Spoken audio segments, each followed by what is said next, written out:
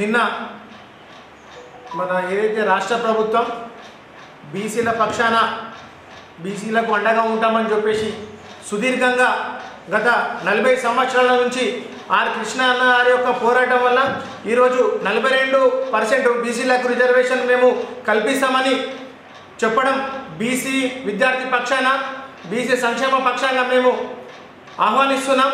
సంతోషకరమైన విషయం. అయినప్పటికీ ఏదైతే 42% ఉందో పూర్తి స్థాయిలో అమలైనప్పుడే బీసీలకు ప్రతి ఒక్కరికి కూడా న్యాయం జరుగుతుంది.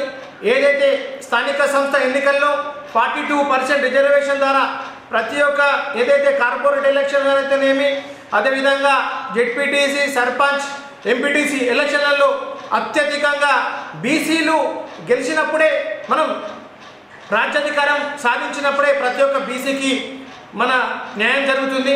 ఎందుకోసమంటే ఈరోజు అత్యధికంగా జనాభా ఉన్నటువంటి మన బీసీలు వెనుకబడుతున్నారు. ఎందుకోసమంటే ఈరోజు అత్యధికంగా ఓట్లేసేది మనమే. ఈరోజు ప్రతి ఒక్క రంగంలో మనం ముందుంటుంది. అంటే అత్యధిక జనాభా అయితేనేమి, ఈరోజు ఓట్ల పరంగానైతేనేమి, ట్యాక్సుల పరంగా అయితేనేమి, పన్నుల రూపంలో అయితేనేమి, అత్యధికంగా మేమెంతో మాకంతా కావాలని చెప్పేసి రాష్ట్ర వ్యాప్తంగా కాదు, ఈరోజు భారతదేశం మొత్తం కూడా బీసీల వైపు చూస్తున్నది.